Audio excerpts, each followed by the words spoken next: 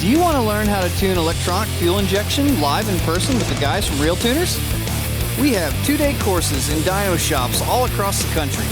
You can register for these at RealTuners.com and click on RealTuners live classes. For more information or to make a reservation, go to RealTuners.com or message us on Facebook at RealTuners LLC. Now, about those classes. When are they, you might ask?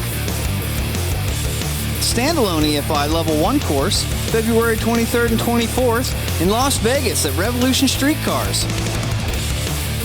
On March 2nd, a special 1-day advanced course at Dynocom Industries in Fort Worth, Texas. March 30th and 31st, late model Dodge and Mopar factory ECU tuning with Rick Tapp in Dallas, Fort Worth. April 13th and 14th, a Level 1 EFI course at Endless Performance in Milwaukee, Wisconsin.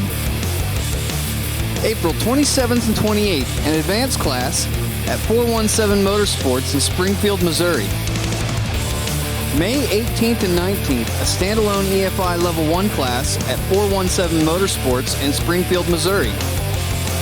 June 15th and 16th, a Level 2 advanced course in Milwaukee, Wisconsin at Endless Performance. And of course, we will be trying to schedule more classes and more dates throughout the year, so keep checking back for more info. Sometimes we have a special guest, sometimes we don't. Tonight, you're the special guest. You ask the questions, we give the answers. And tonight, as a special treat, David VIZARD said he's going to come back and help answer some of those questions. And as usual, we have our normal panel of hosts. Bill Fowler of Big Hat Racing.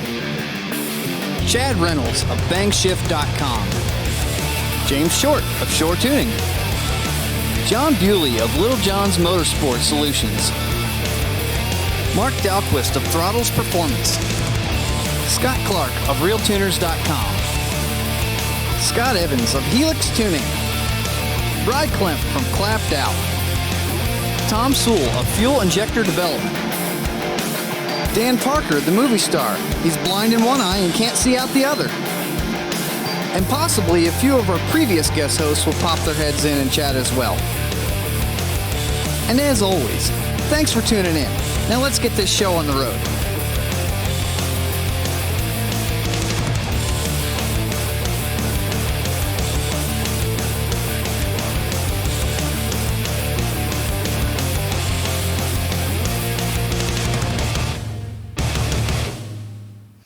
Hey everybody, welcome back to another RealTuners episode. Here we are, episode 77. Hopefully everybody has survived the great polar vortex that's been happening and making everything cold everywhere. Without further ado, let me just bring in everybody here in the background so they can say hello. Hey, how's it going, everybody? Hey, everybody. Hello. What's up? What's up? We're all doing good. Great. We brought David back this time, so everybody who wanted to know, who wanted to bring him back, he's here again. This is great. So thank you, David. We have Mr. VIZARD sitting in on just one of our normal BS Q&A sessions. We had to interrupt a great story for a podcast. Sorry, but we'll catch up with it later. I don't know about you guys. I am packing for Vegas, right? I'm on a flight to Vegas tomorrow morning. I got to be at the airport at 9:00 in the morning. I ain't packed yet. Warm clothing. Dude, it's 4 effing degrees where I'm at right now. I'm going to be out there in a He's going to be out there in shorts and sandals. Looking like Chad Reynolds. He's going to be you're going to be seeing his damn feet glowing in the dark. Right. Stepping. It's 47 degrees, man. That's crazy warm. Yeah, it feels about 20 degrees colder than that. Trust me. Everybody here is in fucking winter parkas. We're bringing the cold weather gear. Everybody who's coming and who's listening, and I'm sending an email out again tonight, but do bring hoodies and stuff like that because we've been moving cars in and out of the shop. So this class, dude, we're going to have, this is going to be a good one. I think I got 17 or 18 bodies and my perfect number is 18. So I think, we take a couple more on. We'll probably have a couple no-shows, whatever. If you're interested in coming, fine, sign up. It's still at the class. We'll leave the signups open until Saturday morning, but we got Mr. Fowler's bringing his 1,000 horse pump gas all motor big block Ford and a Mustang for us to run on the dyno. We've got a Holly LS swapped, an old school 280Z Nissan that Frank was cursing the other day, but he's got it running. And then it was pretty funny. He's like, I'll go over there. Let's take 20 minutes to get this thing running. And he fixed a bunch of glitches and stuff, got it running, and it bricked on a firmware update. We got through that though. And then we got a Mega Sport car coming too. Turbo something or other. I got to go look at that's the first guy that was coming. Anyway, this class should be really cool. Ryan Cunningham is coming out. I've never met him in person, but West Coast tuner, well-known guy. He's coming out to this class. That should be super cool. Just lots of interesting people and lots of people flying in from all different states again. So people were smart and took advantage of that. But anyway, so yeah, Las Vegas class. I'm going to be doing laundry while we're podcasting tonight. So I'm kind of caught up on everything here, or close. Just got to pack some bags and we're ready to roll. So that's all. How's everybody else doing? I have a question for you. Yes, sir, Mr. VIZARD.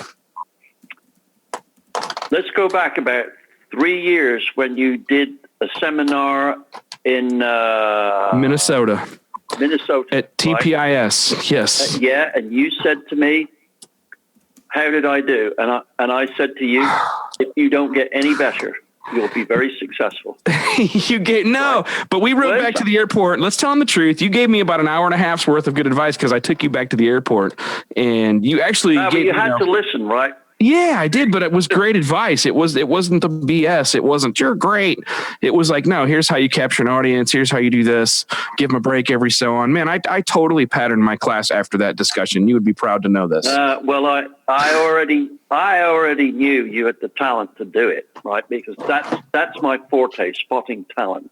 Well, thank you, sir. It doesn't surprise me you've been successful at these one bit. I'd have been surprised if you hadn't been. So. They're going great. Yeah, they're pretty much filling up. And I'm sure you're on your way to another successful one in Las Vegas, right? Hopefully so. I think it will be.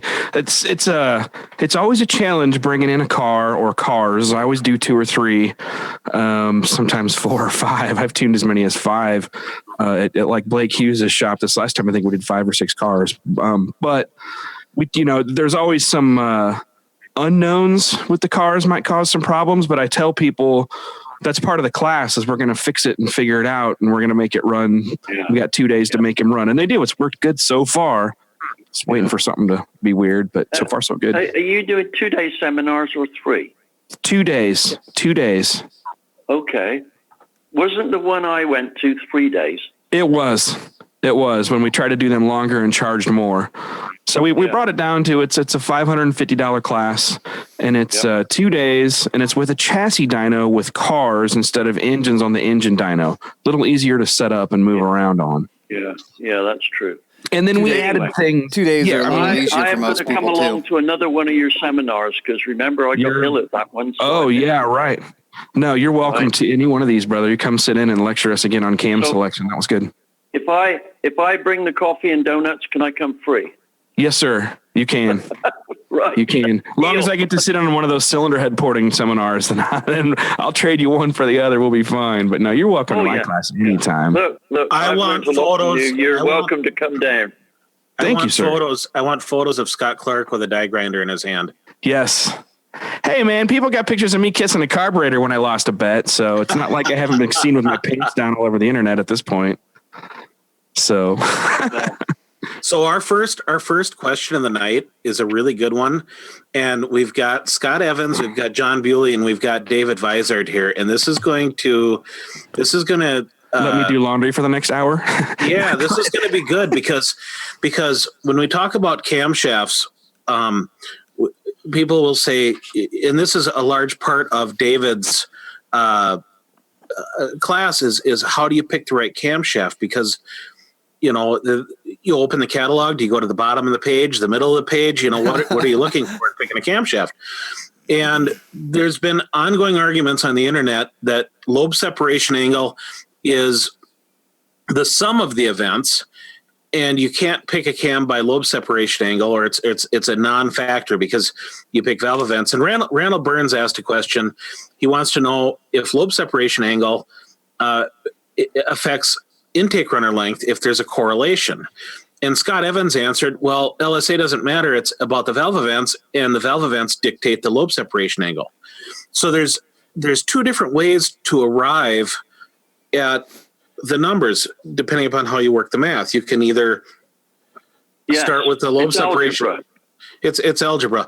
And now this is assuming that you have a symmetrical lobe. Of course, if you go to an asymmetrical lobe, that can change things. But the idea is to get somebody 98% of the way there with who knows nothing about the cylinder heads they're working with or the engine they're working with. So let's start with Randall's question, David. Lobe separation angle versus intake runner length. Is there a correlation? Not so much as you might think. The most direct link between intake length and cam events is the duration, which in itself has the biggest effect on where peak power RPM or peak torque RPM is going to happen. And what you need to do is to make sure that your intake length coincides with a frequency that is going to favor ramming the cylinder at RPMs most applicable for the application. But let me stress one thing here. The intake length is not as critical as what happens on the exhaust. And yet people put great stress on intake length, which is only good for typically about 300 RPM. Whereas if the exhaust lengths are dialed in right, and they rarely are, then we're looking at as much as a 4,000 RPM band at which the exhaust gives a positive effect on the torque curve, right? But a lot of these, a lot of exhausts I see, in fact, the majority of them are the lengths aren't tuned right to the engine. Well, they get packaged for space in whatever vehicle they're getting crammed into instead of packaged for lengths that are ideal. That's part of it. But there's this big concern over having equal length headers, right? And this is what I tell people when they talk. They say, well, my headers, they're within half an inch. And I say, well, good. That means at best you've got one pipe right. And they're stumped, right? You cannot do a V8 exhaust system with a two-plane crank like you can with other systems, like, for a regular four-cylinder engine or a even firing six-cylinder engine. The formulas for it don't work, right? But that's a whole nother subject there. It's going to take at least an hour and a lot of diagrams to explain it. So we won't go down that road. We'll save that for down the road, and maybe I'll get a video done so that instead of trying to explain verbally, we can do it visually. I'll get a video done, tell everybody, here it is. This is why it does this. And suddenly people will be tapping their heads saying, good Lord, I just didn't think of that. Right? But once you see what it is, it's obvious. Right? And for what it's worth, I haven't seen a single cup car header exhaust system that's correct either. Not one. Now I want to ask. I want to ask this. Guys, obviously don't know this either. I want to ask the same question though, David, but I want to ask Mr. John Bewley. John, I want to go to the same question on your point of view. Lobe separation angle versus intake rotor length. Is there a correlation? No way in hell. They're so far removed from each other because lobe separation angle doesn't even affect the intake valve event specifically. Because what you're looking at on runner length is when you open the intake valve, when you close the intake valve. Are you doing those two things at the right time for the length of runner, the total length of runner that you have in the intake tract? Not just the intake manifold, the whole intake tract. Yeah, that's a good way to put it, John. Yes, but you've got to have your intake event to suit the runner length. Well, lobe separation doesn't affect those things. You change the lobe separation and it doesn't affect it. No, it's still the same duration. It's whatever you had on the It's the same duration, but if you change the lobe separation angle, you're only you're manipulating the intake valve close point and the intake valve open point in minute things, and that doesn't even take into consideration the intended intake center line of the camshaft, which is where the cam goes in the motor. Because if you take a given camshaft and it's on a 111 lobe separation, but you manipulate the intended intake center line 5 degrees, well, you've just manipulated the intake valve close point and the intake valve open point 5 degrees. You've swung that 5 degrees. So my question, I guess, the lobe separation angle is still 111, but you've manipulated the valve events where those occur, in a 5 degree range. So no, there is no direct correlation between runner length and lobe separation on a camshaft. Of course, I'm from the school of thought where lobe separation angle means jack. It's a derived number. It's a derived number. Right. It's a derived your experience number. with turbo motors? Excuse me? Is this your experience with turbo motors? This is my experience with everything. There's only four numbers about a camshaft that matter. Intake valve open, intake valve close, exhaust valve open, exhaust valve close. Yep. Because those 4 numbers dictate every other number you see about a camshaft. Those 4 numbers create your duration. I will concur. It's an easier way to look at it when you look at your port pressures. If you study port pressure, inlet pressure, and outlet pressure of the engine, then you just say, okay, my IVO needs to be here. It needs to be closed at this point, but it needs to be open during overlap during this negative pressure period. I prefer to look at them that way too. Carry on. But those four numbers literally dictate everything else about the camshaft. It tells you lobe separation, it tells you intake center line, and it gives you the durations of the intake lobe and the exhaust lobe. So instead of working with the first derivative of those 4 numbers by working with durations, lobe separations, and intake center lines, skip over working with the first derivatives and go work with the 4 numbers that matter, which is intake open, intake close, exhaust valve open, exhaust valve close. That's my point of view on the situation. The thing that will help people understand what LSA is to think of it as you're opening an intake valve for an amount of time and you're opening an exhaust valve for an amount of time. The lobe separation is strictly where the centers of those 2 items line up. So my intake valve opens somewhere around the middle of that duration is the highest point in the lift. And same thing happens, the exhaust valve opens sometime before it closes the high point. Those 2 high points are how that number is calculated. So your intake open and close can be just about anywhere you want. Your exhaust intake and close, where that close happens and where that intake happens dictates an overlap. And typically that overlap, the bigger the overlap, the closer that separation ends up being if you keep the cam size the same. So if I kept, let's say, just for a number of 220 duration on both lobes, and if I only have 4 degrees of overlap, I have a wider LSA than if I have 32 degrees of overlap, because the whole lobe stays the same. It moves closer and further apart. Think of it like 2 hills that you can slide side by side and move them closer or further away. So trying to draw this back to the original question, do you want to err on the side of a short runner or a long runner? Depends on the application. It depends on the intended use of the engine. It depends on the intended RPM range use, the RPM range of the engine in use. Yeah, if a guy is trying to drive it on the street a lot, I'm going to err on a longer runner because it keeps me down the torque down in a little lower band. If I'm at the track only and the guy's a high RPM race motor, I'm going to err on the short side probably to push it up a little higher for him. Now, are we talking about normally aspirated engines here? Everything.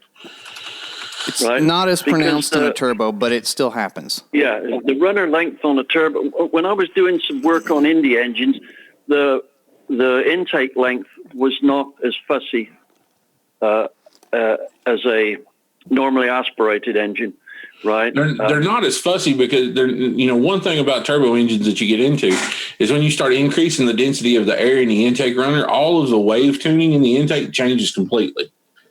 Everything that you think you know about wave tuning on an intake manifold with an NA motor, when you go and you increase the density of the air traveling through it by 2 to 3 to 4 times, the Helmholtz wave tuning, all that stuff that guys do to do all that, it changes completely. Well, what I was going to say here is that there's many other aspects that become more critical. So chasing after power just by making small changes on the intake was a third order effect. So you need to devote less time to it. What I've told people in the past is, look, we can make your turbo motor blow the tires off this thing at 150 miles an hour. Are you concerned about 20 horsepower, or should you be concerned about a chassis that will actually put the power down to the road? Oh yeah, 20 horsepower on turbo motor is 1 pound of boost. I mean, you can find that very, very easily. I mean, there's a lot more things. There's a lot more important things to go chasing after than 20 horsepower. With this Mitsubishi that I helped one of my students do, we wouldn't have gone any faster to win that event in 2004, which we virtually cleaned up, right? And that thing broke traction 3 times down the strip, right? So what would another 100 horsepower do? That's my point. We didn't worry about intake length. It was we got nowhere close to even using the nearly 1,200 rear wheel horsepower we had, let alone if we'd have added another 100 to it, we might have actually gone slower, right? So there was other things to take care of before worrying about the intake length. That's the point I'm trying to make. Oh yeah, I guarantee that, and that's really that's a no-brainer. Right. So back to the Helmholtz, almost mute, right? Whereas, look. John, I'm sure you've come across this situation.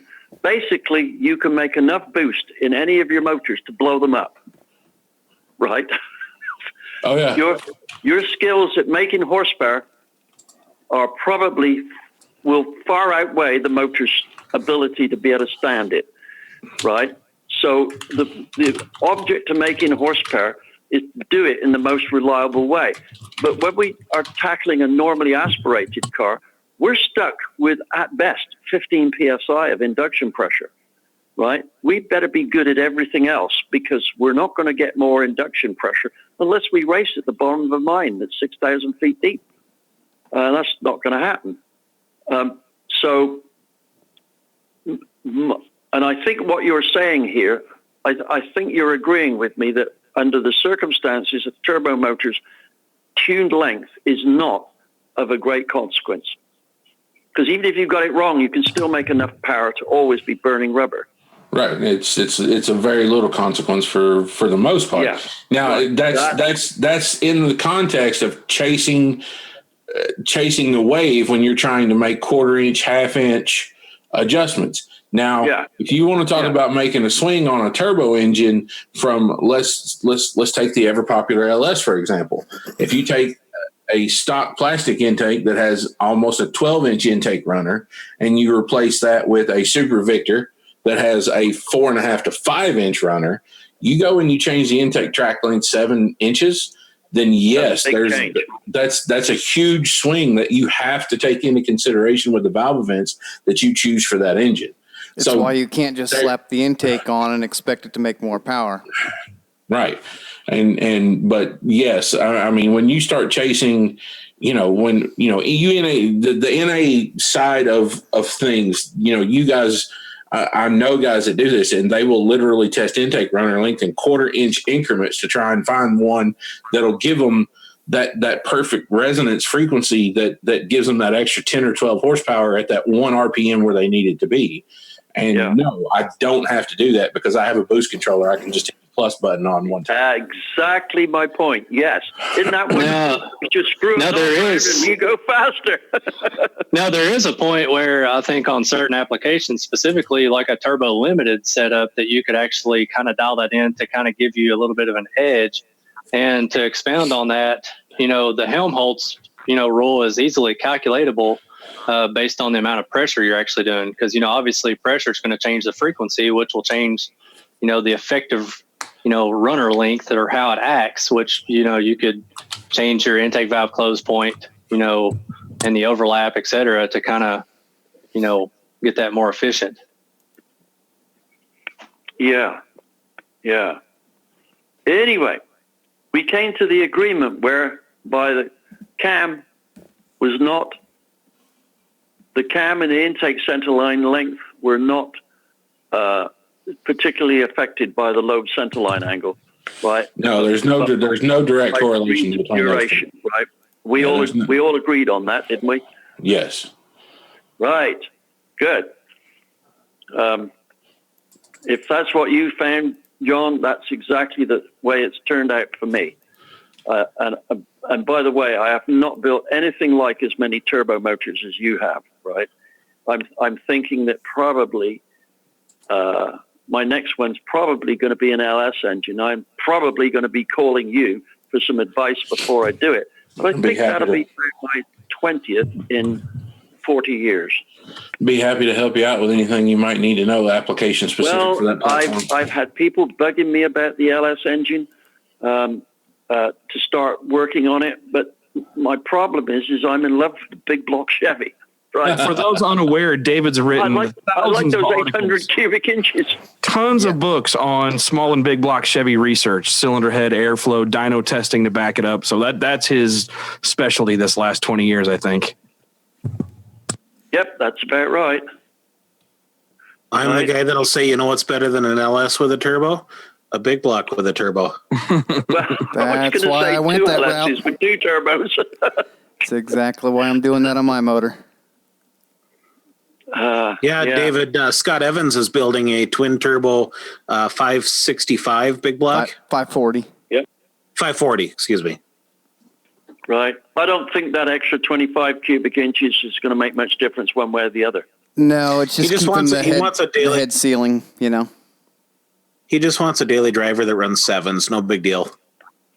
Well, as I see it, you ought to be able to get 2,000 horsepower out of a street-driven big block. Yeah, my goal is to drive it to the track, not open the hood once, piss a bunch of people off, drive it home. I am sure that you could do that, right? Back in the day when I was developing Chrysler's turbo motor in England, we used the turbo car to tow our race car, right? And it was very embarrassing. The tow car was 2 seconds quicker on the 1/4 mile than the race car. And that's funny. That's on non-slicks. That was on the Dunlop Rally Specials, right? We actually set a class record for it in 1 gear in the wet, if you can believe that. But yes, John, do you find you get a lot of customers come back once they've driven a turbo motor, they're addicted to it? That's the reason why I've had to adjust the way I give people things, is because boost is addictive. It's more addictive than heroin and cocaine you ever thought about being. Because when I first started this deal, a while back, I would give people exactly what they wanted, and they're like, "Okay, well, I'd get a phone call 3 months later, and like, okay, I'm bored. What do I do now?" I'm like, "Well, I gave you exactly what you wanted. Now you want more." I'm like, okay, well, the turbocharger doesn't have any more air to give, so we've got to change this, and this. And I got to the point where, people, their combinations were not appeasing them for 6 months. So I literally had to start building growth into my recommendations and my builds and the engines that I built for people. Wait a minute. Didn't this cost you money? No. Yeah, it cost them more. I know some race engine builders who are really on top of their mission here, and they sell an engine that's just a bit more powerful than the other guys when they know full well they could go back in the shop and sell them, which is one way more powerful, right? But they don't do that because what it means is they can go forward when their engine starts looking like it's losing its edge. They just get one out of stock and say, "Here's our latest one." It may have been in stock for a year. Yeah, I can't do that to people though. Well, I can't do that to people. This company is a very successful company at winning events. Probably right, this company is the number one winningest in the world. But David, right? When people come to John, they're hiring him not to build the race winning engine. Usually, they're hiring him to do his best job to pick them the best combination to win races. Right. So he's a consultant. First and foremost, he does build some nasty stuff, but his main income is being very, very good at being a consultant. So there's a little bit of a different twist there. And hobbyist work. And I'm not necessarily, I don't necessarily into competition so much as I do a lot of hobbyists and some grassroots racing things more so than about anything. But, I've just gotten to the point when I start speccing combinations now, the goal that somebody gives me, I give them a combination where they can reach their goal at 80% capacity of the combination. So I just build in 20% additional growth into the system. And then that keeps them from calling me for at least a year. So I've doubled the time that they're satisfied with the car. And so long as you're not they call me for some more parts out in the breeze with no work to do because you gave them more than they asked for the first time around. Yeah, I've got enough work to keep me about three other people. That's my concern there. My business policy is make sure that I never charge more than 95 cents for every dollar's worth of work that I do, right? And doing that way, my clients will always be back. That's funny. Well, it works. It works great. It keeps them coming back, yeah. Well, right some now, of us, when we're young, we don't realize, and we end up doing, that dollar's worth of work. We get paid like 11 cents for it. So Randall Burns has a follow-up question when we were talking about cams, and he said, once you've determined the correct, IOIC and EO and EC, how do you decide maximum lift once you've determined the correct valve events? The duration determines lift because from where I am in a boosted engine, I have values for valve acceleration that I do not like to that I do not like to exceed for stability, especially with the hydraulic roller stuff. So I already know what the lift's going to be because that's, like I said, once I have the duration and I know how long I've got to have it open for, when you know how long you're going to have it open for and you have a rate at which you can open it and a rate at which you can close it, if you start at each end and work your way toward the middle, your rates, your valve action rates, your valve acceleration rates will dictate how much overall lift the lobe ends up having. Well, John, you have a completely different way of doing it to the way I do it. Because turbo engines require a completely different approach from a naturally aspirated engine. Because it's not the engine's job to make horsepower in the turbo engines. It's the turbo's job to make horsepower. It's the engine's job to make sure that 100% of the flow from the turbocharger can be realized. So it's the engine's job to balance the compressor and the turbine 100% and make sure that they keep those two pieces at peak efficiency. And as long as those two pieces are at peak efficiency, the turbocharger is giving all you've got to give and make the most power that the combination can provide you. Yeah. Yeah, that's one way of looking at it. I tend to look at it from the aspect that a turbo is far better at being able to suck air in than a piston assembly. But a piston assembly is really efficient at converting heat energy into horsepower. So instead of having a normally aspirated engine only sucking in air at its feeble best, you turn that job over to a pump which is excellently suited to pumping air. So the turbo, from my point of view, I view the turbo as a means for passing air into the engine, right? And the engine itself is a means for turning that air and the fuel effectively into horsepower, right? One of the things I often hear people say is, well, we put a supercharger on it because it increases the volumetric efficiency. Well, that's not actually true. It doesn't. Let's replace a turbo with a regular positive displacement supercharger, like a Roots type supercharger or a Magnuson or whatever, right? When people dyno these on a typical dyno, the dyno asks for the bore and stroke of the engine, right? So then it calculates the displacement given by the pistons. This is not the right way to do it. The engine now consists of a means of drawing in air and a means of making horsepower. The item drawing in the air is the supercharger. If you take that off, the engine won't work. So your engine's complete package now is a supercharger and engine. So if it's a positive displacement blower and that blower can pump air without leakage, the displacement of the engine in one working cycle, that's 2 revolutions, is whatever the supercharger displaces, right? And if it's going to give boost, let's say it's going to give 2 atmospheres of boost, and you've got a 500-inch engine from the block, then the entire package is actually 1,000 cubic inches, and that's what you should add into the dyno, because the pumping of the supercharger losses due to pumping is still carried out by the crankshaft of the engine. So it needs to be in the system. And since most supercharged engines are not done this way, in fact, I don't know anyone else but me that does it. When I was dyno testing stuff for Jerry Magnuson, I pointed out to him this deal here, and he says, good God, yeah, that's right. So we always dyno tested the engine with the correction factor based on the displacement of the entire unit. Problem is with a turbo, right, you can't do that same thing. You can only pick a spot.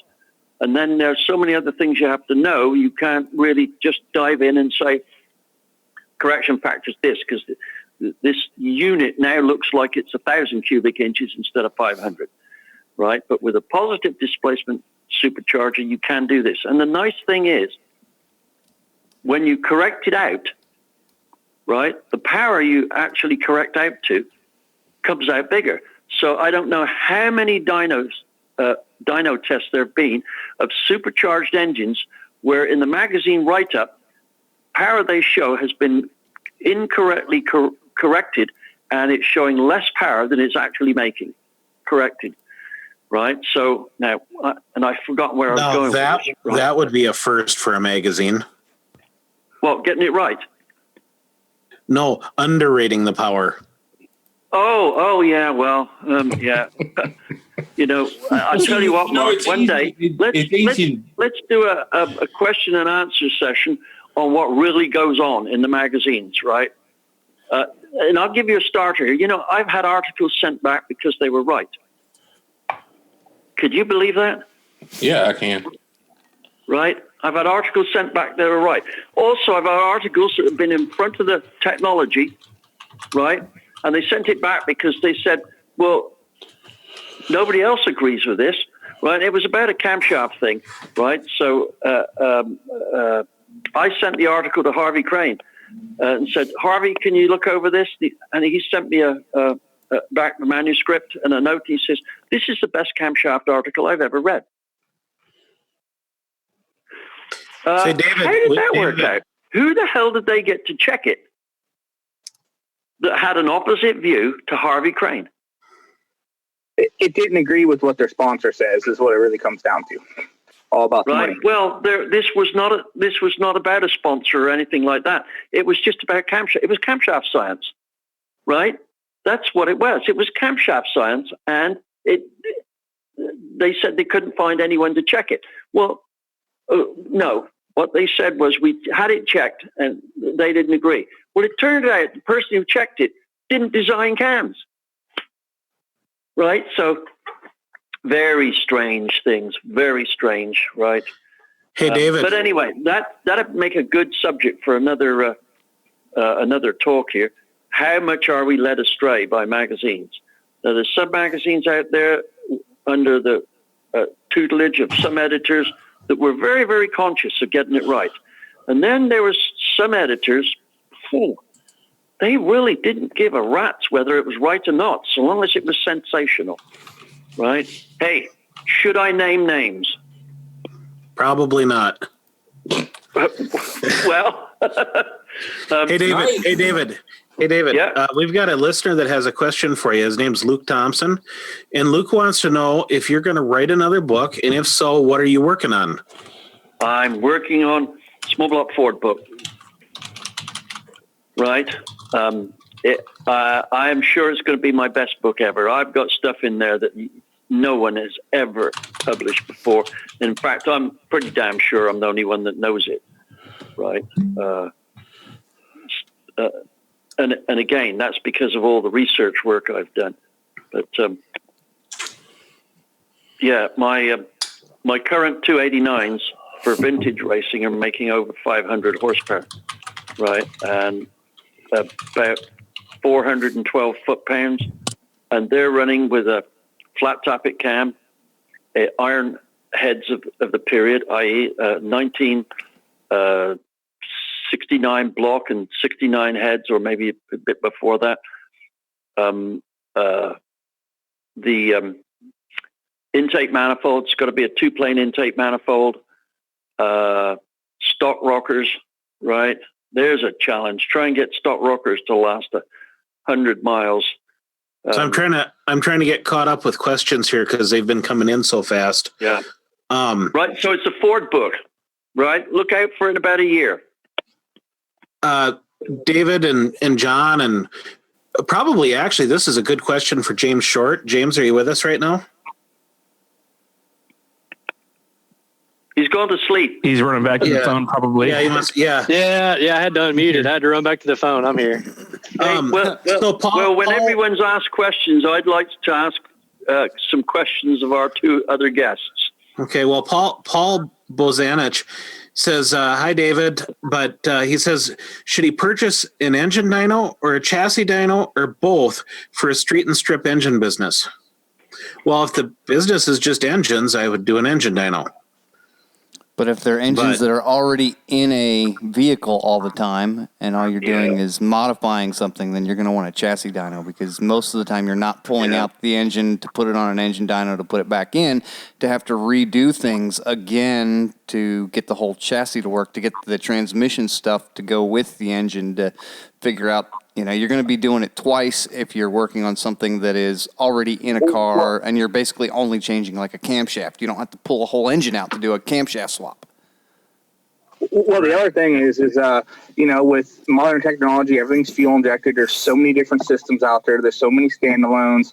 You'd have to have wiring harnesses for all that stuff. So, that's a lot to have, especially not only that, stuff, fastening the motors and stuff down too. I'm in total agreement with that. That statement is about as accurate as you can get. Right? You need two dynos. To add to the NA versus boosted cam question, how much power, John Bealey, how much power are you really giving up if you keep your naturally aspirated cam and add a blower?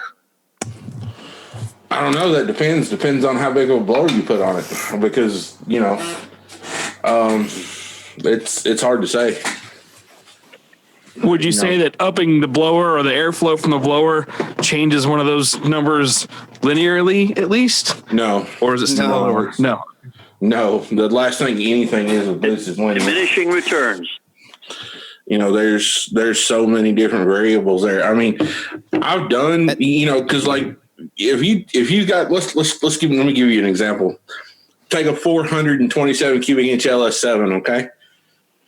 Let's take this engine and we run it as far as we can run it naturally aspirated. Well, let's say it's make 600 rear wheel NA. To do that, you've got to have a really good sized cam in this thing that's probably pushing 28 to 30 degrees of overlap in the camshaft. We're 250, 260 on duration.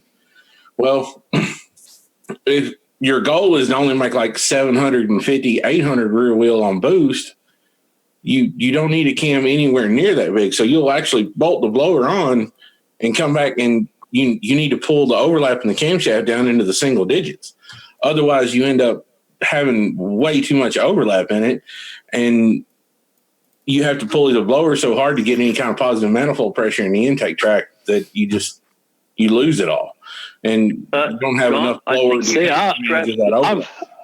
I'm kind of a little bit against that. 50,000 lift and not lash duration. I'll put a short answer to this that'll probably make the guy who asked the question happy. I've seen vehicles that we've taken a stock cam and put like an E4 supercharger on it, nothing else to it, nothing special, right? It made power. And when we put in a cam that was actually useful for the supercharger to be able to make the power, I've seen 150 horsepower jump between having a stock cam and having the proper cam. Right, it's not the same for all instances because not all engines, not all cams, not everything is created equal. But I've seen a jump of 150 horsepower from one installation that I've done as a great example of putting the right cam in with the blower. Now, I've got to push back a little bit on the size of the cam with the blower because, specifically on like a 427, we've done some testing where we've used like a BTR stage 4 cam, which is, pretty popular, big naturally aspirated cam with a blower. And yes, it doesn't make as much boost, but it still makes the power because it's still flowing the air. Because, obviously boost is just a measure of restriction. If you do that with an F1X, I can see that. But if you go and you do that with a D1SC, I don't think you would see that kind of result. That's actually the D1SC is the car we actually did it on. The bigger cam actually, did better. So it didn't make as much boost, but it actually made more power. So I've got an interesting quote that Jerry Magnuson made, right? And he said one of his favorite questions to ask people who were complaining about the boost on their engine, right? And he would say to them, do you know how to really get the most boost out of your engine? And they'd say, well, no. He said, weld the intake valve closed.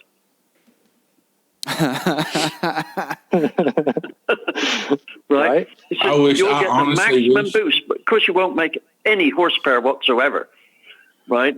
So, and his point was, and it's just as, I forget which one of you made the point now, the point of the exercise is not getting boost, it's passing the volume of air, the weight of air through the engine. Right? Mm-hmm.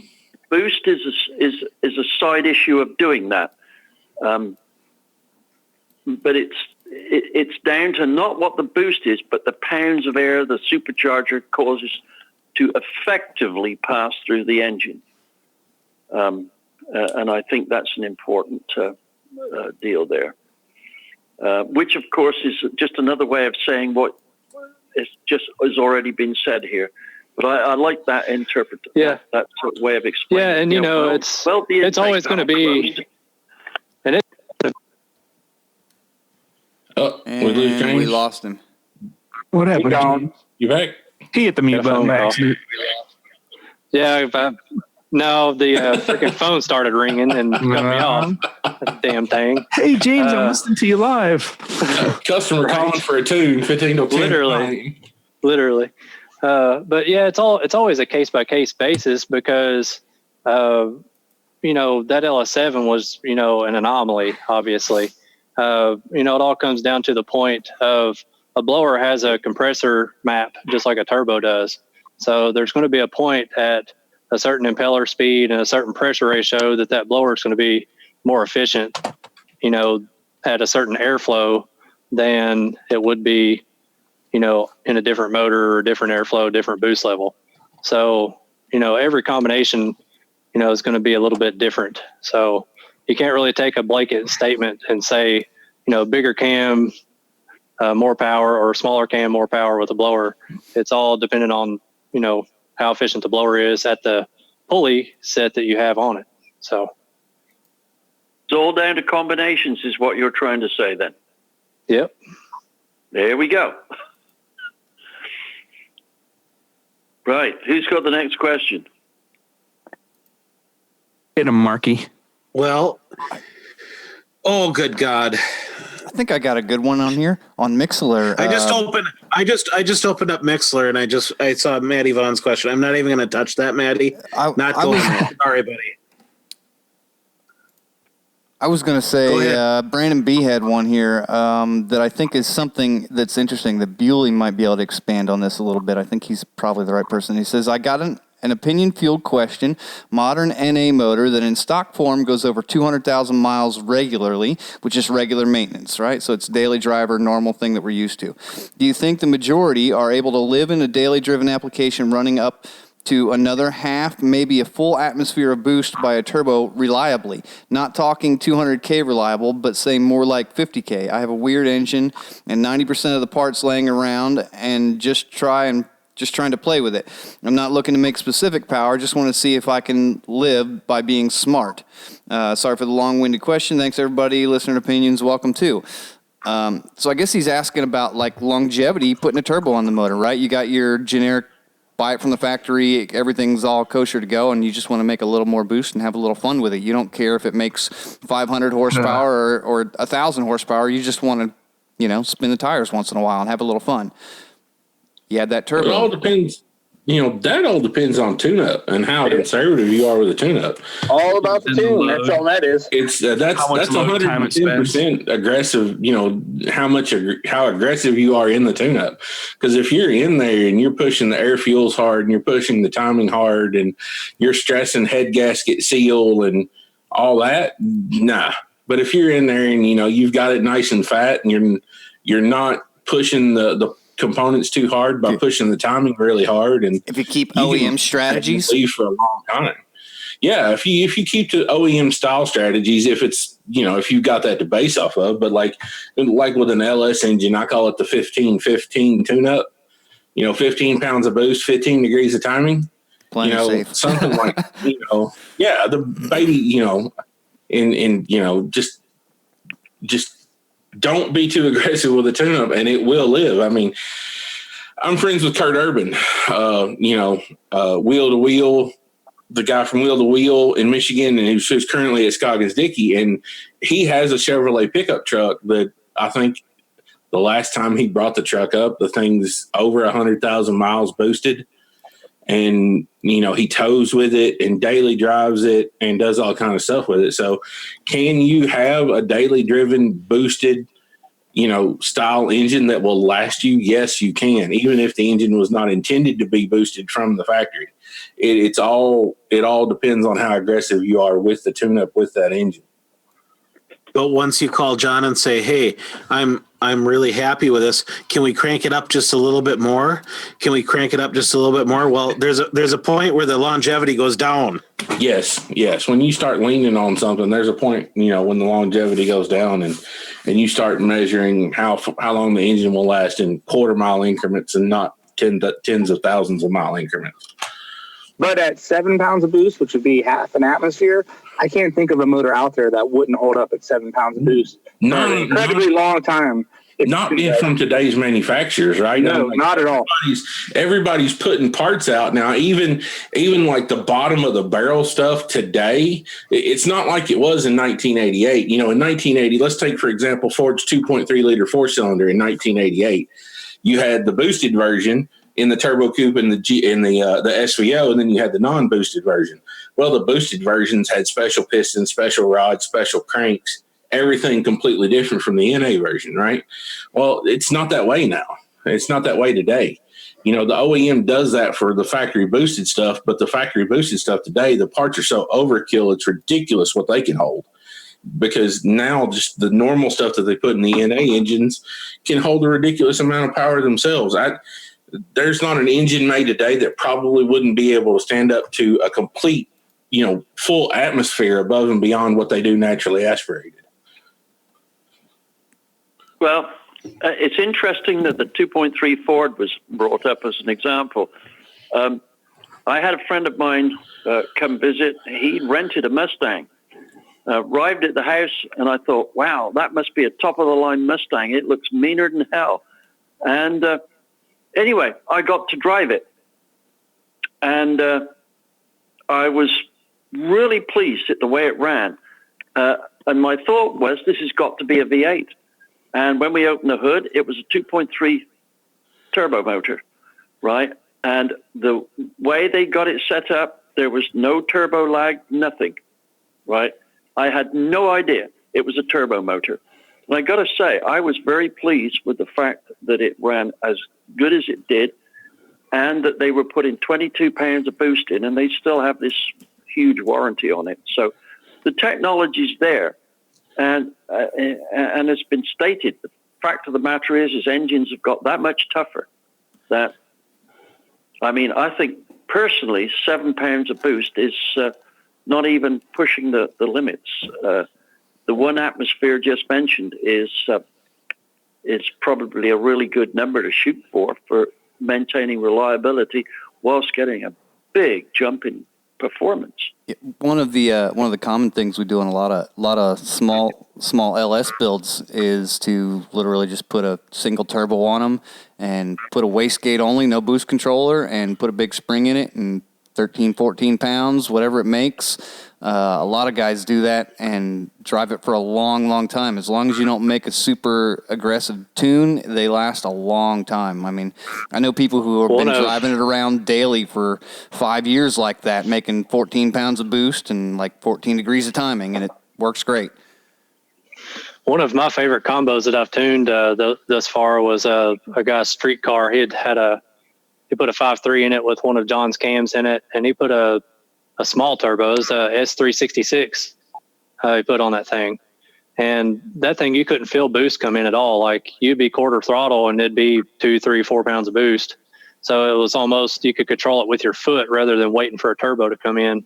So it made for a really nice driving car that literally felt like it had a 540 cubic inch big block in it because, the turbo is so transient. So yeah, that's what it's all about with the turbo, isn't it? Yeah, I've got a customer out in West Texas. He's got a 3/4 ton gas 6.0 truck, and he got a pipeline welding job. Well, all those guys are running diesel pickup trucks. Well, he ended up putting a welding bed on his gas pickup truck, and we did this exact combination. I think I threw a stage 2 truck cam in it, and we did a billet 366 on it. And, through a 3/4 ton truck drivetrain, 4L80, 14 bolt on 37-inch tires, this thing makes 560 horsepower to the ground with almost 700 foot-pounds of torque. and it's wastegate only, no boost controller. The thing makes 12, 13 pounds of boost, and he can flat out embarrass some of the Cummins and Duramax trucks for the guys that are on the other welders that are on the crew with him when they get out, and they have impromptu drag races, when they get out on the highway leaving work and stuff like that. And he says his truck just runs right out of their life, which I think that's cool. That is cool. Brent Getting says that he's got 256,000 and counting on a Magnuson 6-liter with 8 pounds pulling a heavy Escalade. Yep. That's pretty good. That is pretty good. And it's just, being conservative on the tune-up and taking care of it.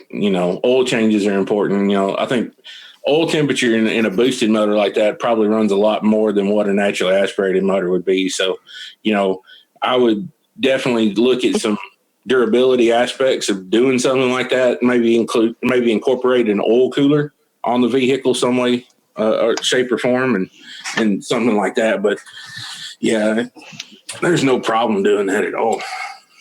along the lines of lowish boost, one of the guys on the YouTube side, Chevelle Fan 70, if keeping boost sort of low, 7 to 10 psi, ring gaps still need to be opened up. Small block Chevy if it matters. So there we get into the point of we start talking about that we know we have to open up the ring gap a little bit for a boosted motor, but where is the point where that becomes really a necessary thing, or I'm not familiar too much with like a small block Chevy, but I know like on an LS engine on moderate boost, I wouldn't even touch the ring gaps. I wouldn't touch the ring gaps on something like that either. Not on that boost level. I mean, even on some of the moderate boost, I'm still of the consensus, the tune-up is the reason you butt rings most of the time. I had a 30,000 mile LS2 I ran 24 pounds of boost on for a whole season, and I pulled the pistons and stuff out. They look brand new.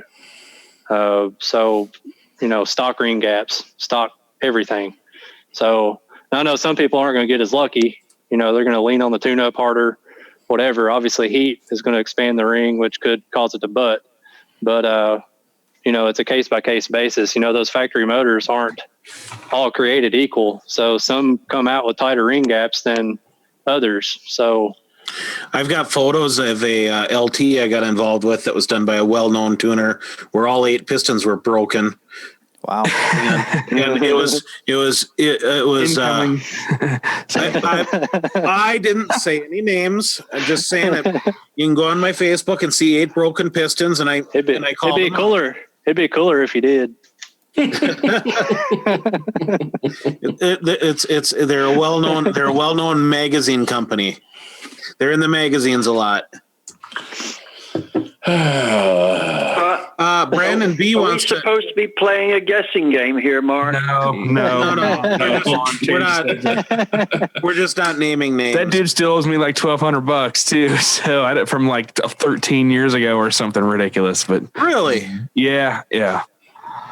Otherwise, I'd have the guy on. But anyway. Brandon B wants to say he's teaching himself to tune, and he was thinking a little spring so he can play with the boost controller and learn. He has a Haltech Elite that's been on his daily for 2 years, so it's just going to the next step. Thanks a bunch for this resource. It really is priceless. Thanks a bunch. Cool. So I think he was just saying thank you. Since you're on Haltech, definitely. I actually started up a tech group, kind of like some of the Holly and Megasquirt groups have for their standalone ECUs, to kind of give the Haltech guys a place to kind of shoot questions and little tech write-ups or whatever in there. So look up. It's called Haltech EFI Tech. Look up on there, and I'll get you added on there.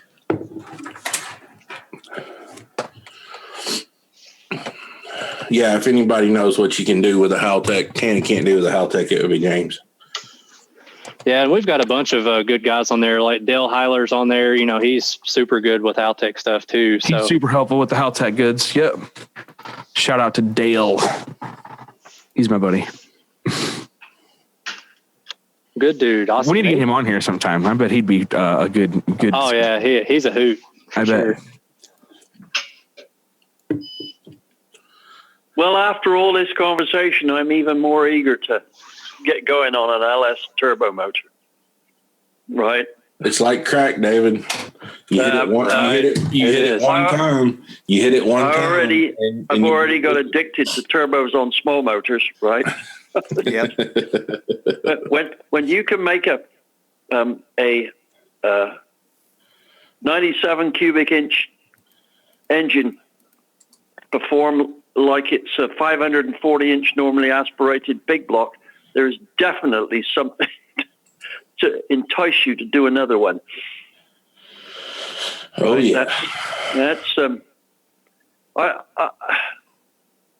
don't know if you guys have discussed this with your customers, but I've often found that people who go to a turbo motor, especially an aftermarket turbo motor, one of the things that they mention is as you go up the gearbox, the acceleration doesn't seem to drop off like a normally aspirated car. They say you go from first to second, and okay, the revs come down, but nothing else changes. You're still going accelerating like you started off. Is this something that you find that your customers comment on, or is it just people who have smaller motors, like in Europe, that just are not used to big torque numbers? I would be happy to show you some data logs with G meter data that shows even the big V8 stuff picking up G on a gear change. Yep. So no, what I'm talking about is not on the gear change, but when the change has been made and all the RPMs match and the clutch is fully engaged, the sensation that the driver gets is that the RPM has dropped because of the gear change, but the acceleration doesn't seem to have dropped in anything like the same proportion. That's when I remember it driving doesn't drop a as Morris fast Minor as a was- naturally aspirated motor does. I think that's what you're getting at asking, right? And I think some of that has something to do with. Go ahead. Are there enough people out there that know what a Morris Minor looks like? This is a British Leyland vehicle probably from not. back in the 60s. I'm going to move on. I'm going to move on to the next question, David. Okay. Because I lost track. I'm sorry, but I lost track of where we were at. So I'm just going to move on because this is actually a pretty interesting question. Pat Lash asks, is EFI port injection possible on a Siamese intake port? Vintage Chevy inline 6 with 3 intake ports. I can talk to that unless David wants to. I've done it. Can I do my answer? Go ahead. I would say absolutely do it with 3 injectors, but instead of doing it in sequential, just do it in batch fire. No? I couldn't get it to work twice now trying to do it sequentially. It was better just to put them far upstream and try to fill a plenum full of mist like a carburetor is better at and let it suck off that. The problem with the Siamese deal, think about this. You got a shared port between 2 intake valves. Okay. First off, let's make sure we explain that for everybody listening. You got a shared port for 2 intake valves. Okay. And one valve opens up. It doesn't matter. It's taking a gulp of everything that's in the upstream between it and the injector, especially if the injector's there at the port. So even if you tried to time the injection event, the problem is that injector is going to be open, a typically sized injector. It's going to be open a lot more than the intake valve. Intake valve on a vintage motor like that is open like 24 or 25% of the time at most. So you can't, they say that you can time the sequence of the injection event with, just by firing order with the intake valve. I found that that's not necessarily right to assume. We had them where the distribution would just all the fuel would go to one cylinder or all would go to the other, but you couldn't just say timing the squirt against the intake valve movement helped much because most of the time you're spraying on a closed valve anyway with both the squirts. So valve opens out, no matter which one it is, it's taking a gulp of whatever is sitting there for fuel and air charge between it and the injector. And that's so your cylinder to cylinder and your event to event vary all over the place. Yes. The 2 engines I did that on, and they were both Bonneville raced engines. We tried very hard to get them right within a budget. But number one was the Buick Fireball 8 with the mid 1950s inline 8, the first overhead valve American, I think, production motor. It was a post or middle of the war thing for Buick. Anyway, straight 8, really cool sounding motor. The guy raced it at Bonneville. And we tried hard on that. And then the other one was a Jimmy 6, a 302 cubic inch GMC from the 1950s, straight 6, 302 cubic inches. It was kind of the Toyota 2JZ of its time, with a big turbo on it. But same deal. We ended up having to move the injectors farther upstream and just letting the whole air charge become a homogeneous mix as much as possible. And even that had some issues. It's tough. Well, Scott, if I could just add to that, I tried fuel injection on the classic 5-port mini head and got exactly the same effect as you did, right? The further upstream the injector was, the better it worked. When you put the injector right at the mouth of the trumpet, that's where it worked best. But we never made the power that we made on a Weber carburetor. Yeah, I believe that entirely. As much as I'm an EFI guy, Well, just testing on the dyno has shown me that there's plenty of cases where you can make more peak and more average power with the carburetor, especially in that case. But now here's the mystery, right? We put the injectors onto the front of a Weber carburetor, right? And compared the power of the fuel going through the carburetor booster in the conventional manner and the power with the injector. The engine made 8 horsepower more. Bearing in mind it's only a 1300 cc. It made 8 horsepower more when the fuel went through the carburetor. Now here is the real mystery.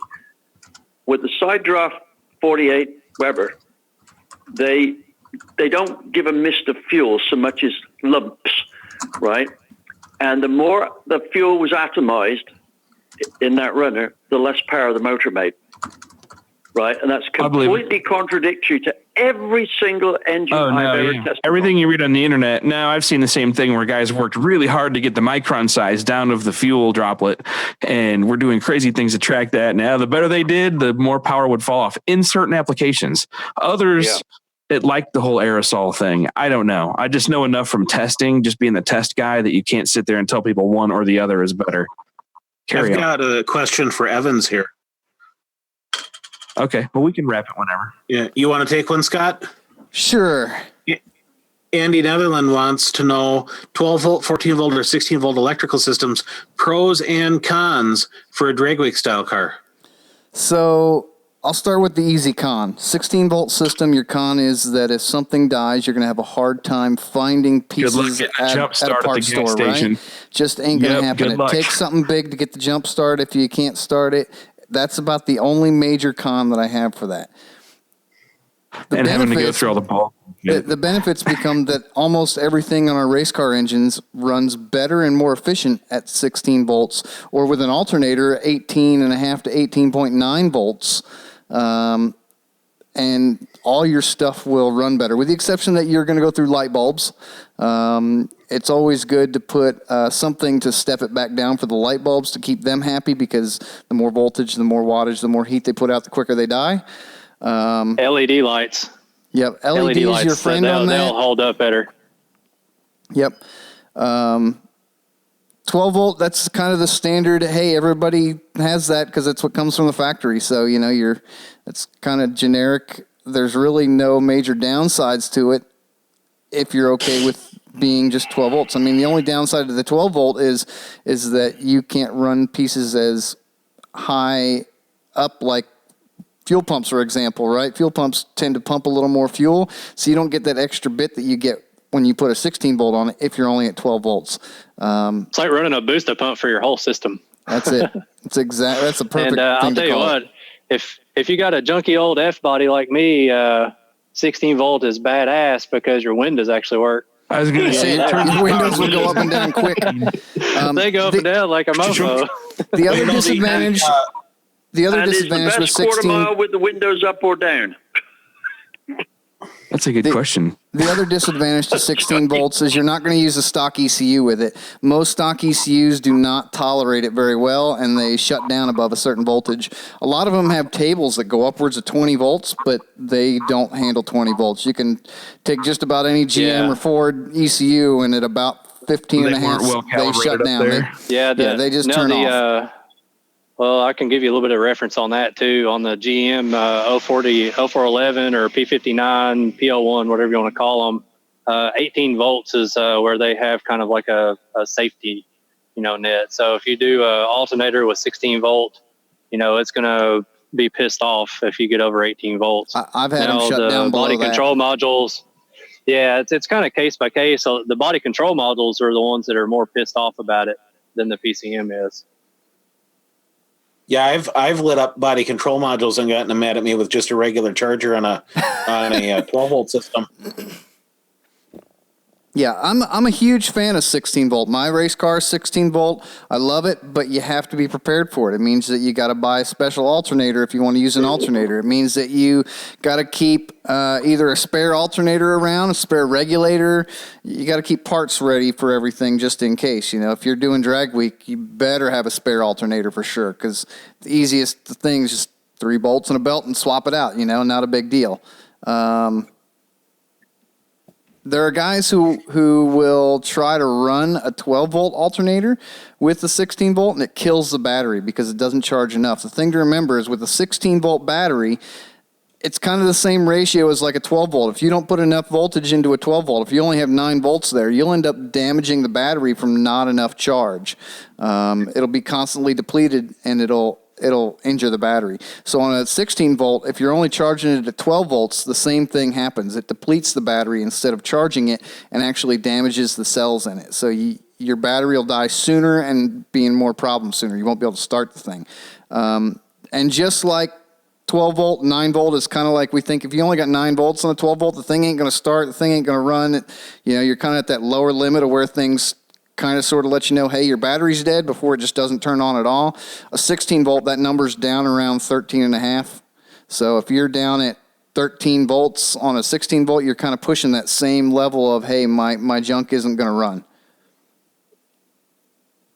And it has to do with the current draw going through it. At 16 volts, the amperage draw is going to be less than when it's at 13 volts.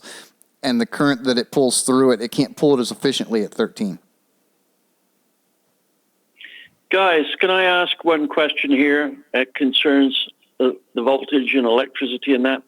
Sure. How many of us in 20 years' time are going to be running electric cars? Realistically, it's all moving that way. So there's a pretty good possibility a large portion of us will be forced into electric vehicles as our daily drivers for sure by the time 20 years from now rolls around. There's a pretty good chance from the way it looks right now. Yes. I don't think that drag racing will be as popular with electric cars as it is with internal I don't know.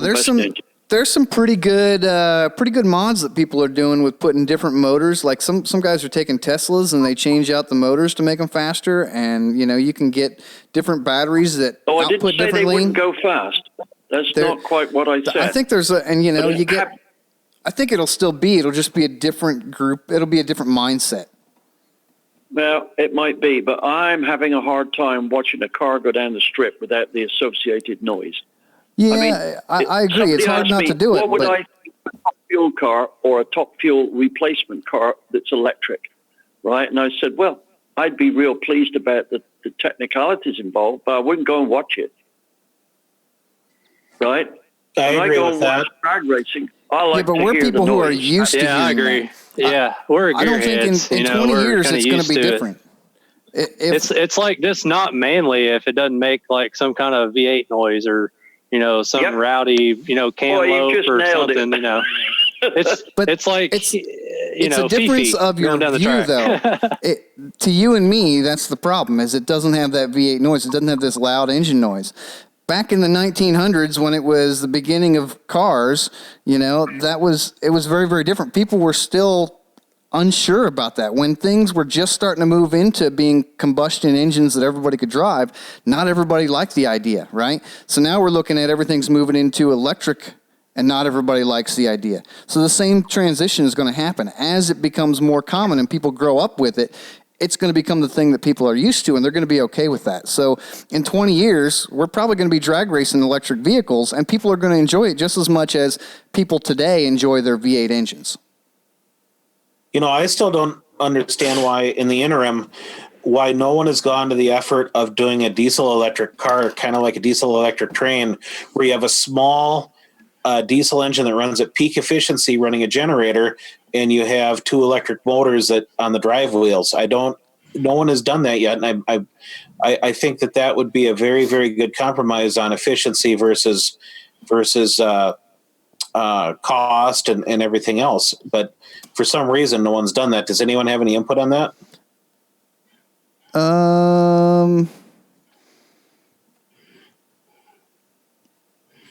I don't Obviously know. not. I don't know what the reason is behind not using the diesel. Is the challenge?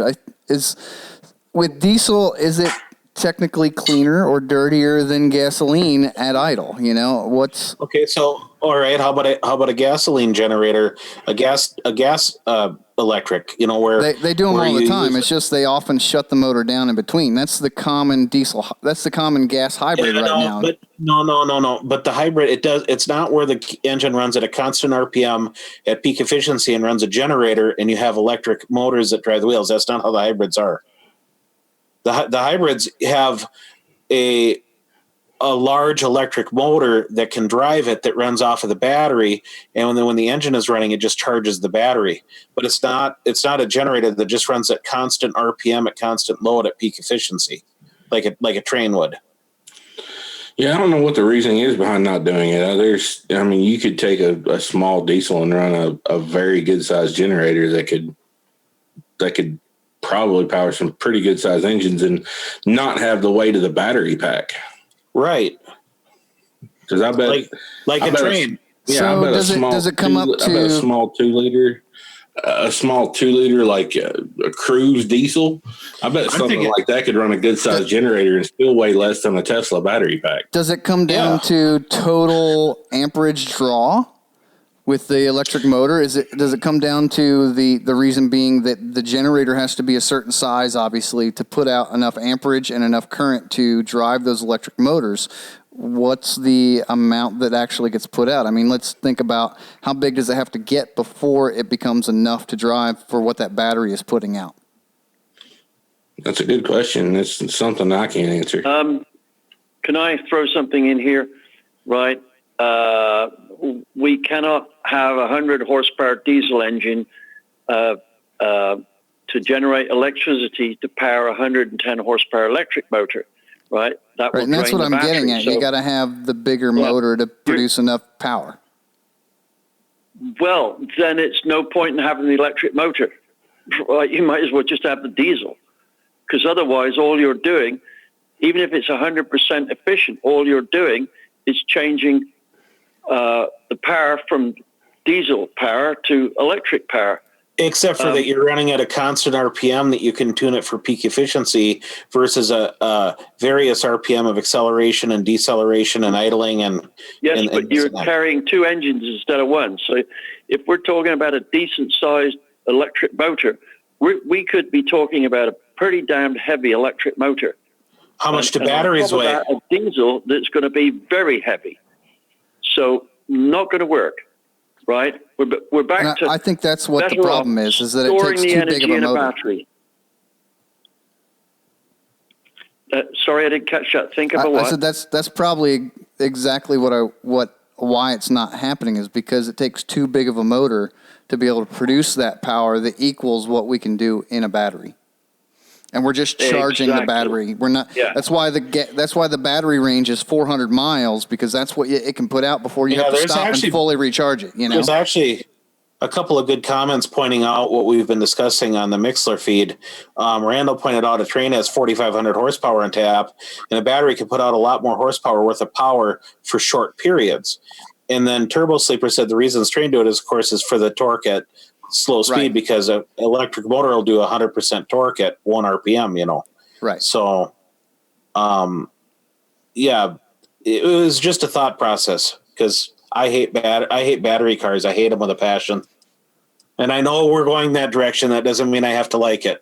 Yeah. Wasn't it Don Garlitz that did that electric dragster with a buttload of like DeWalt batteries from drills? And it was fast too, right? It was super fast. Those EDRA guys are super fast. They got all kinds of fast dragsters and stuff that are like deceptive, mind-blowingly quick. But look at the EDRA. And motors are getting lighter and batteries are getting lighter.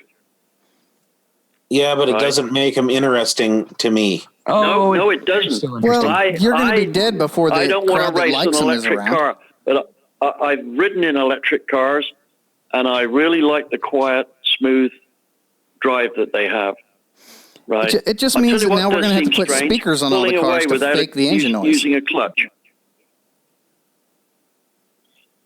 Anyway, so no one's going to go electric car racing in our group anytime soon. And it's going to be a while. If anyone in our group does, it'll probably either be Scott Evans or Scott Clark.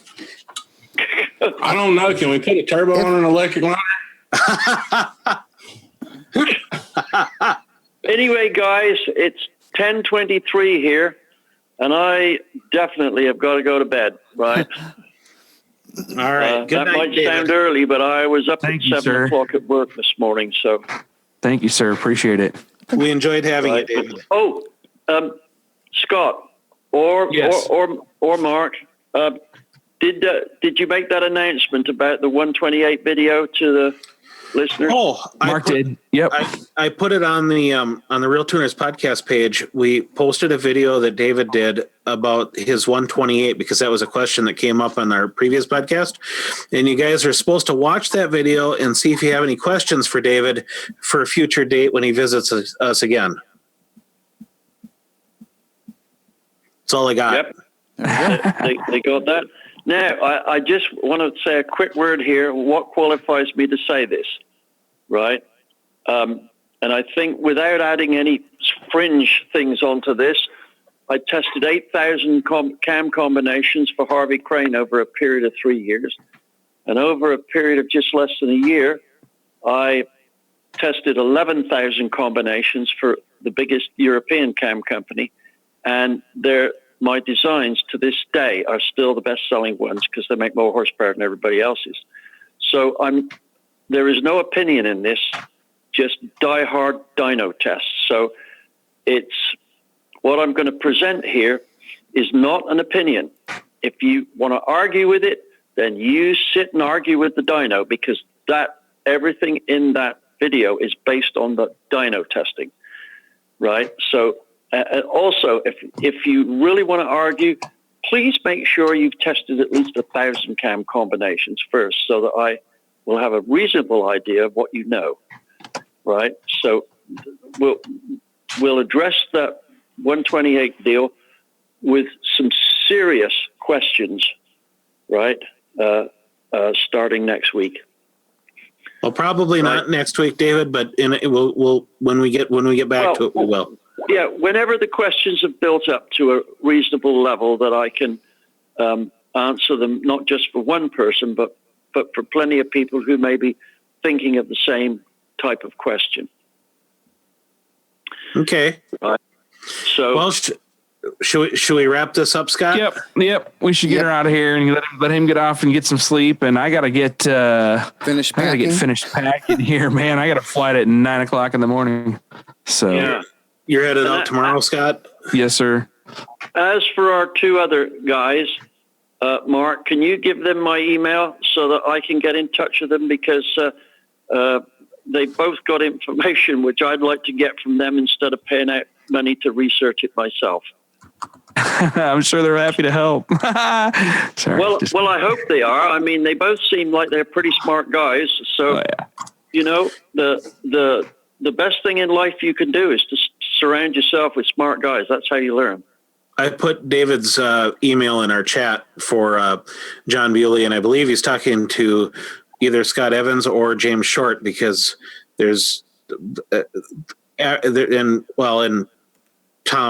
Tom is on, and everybody's pretty sharp. So, but I've got David's email in the chat, in the group chat there. Very cool. Evans, why don't you take us on out, man? All right. Okay, guys, I'll talk to you again down the road. Thanks, David. So just a friendly reminder to everybody, class this weekend out here in Vegas. Still a couple spots available if you want to sign up.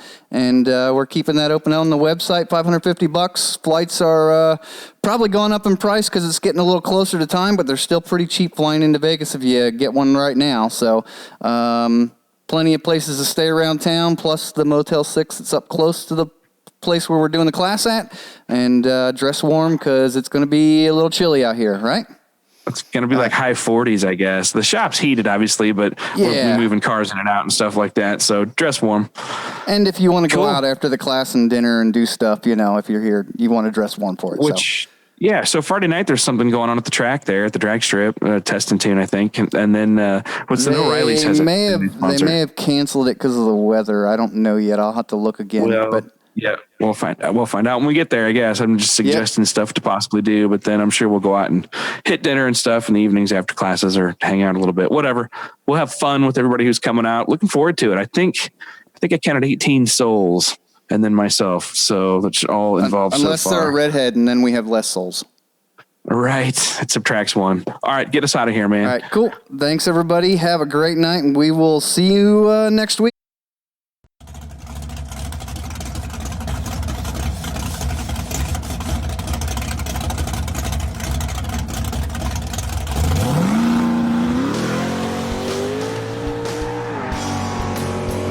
Do you want to learn how to tune electronic fuel injection live in person with the guys from RealTuners?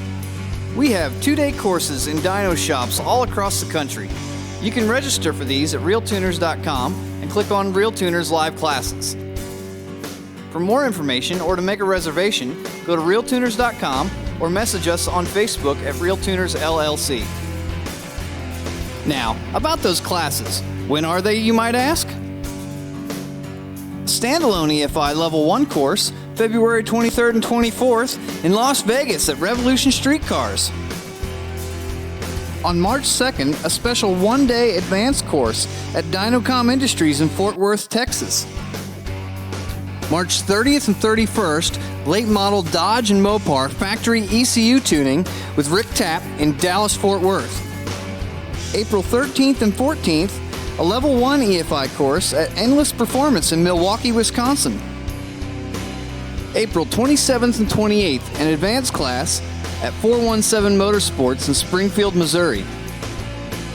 May 18th and 19th, a standalone EFI Level 1 class at 417 Motorsports in Springfield, Missouri. June 15th and 16th, a Level 2 advanced course in Milwaukee, Wisconsin at Endless Performance. And of course, we will be trying to schedule more classes and more dates throughout the year, so keep checking back for more info.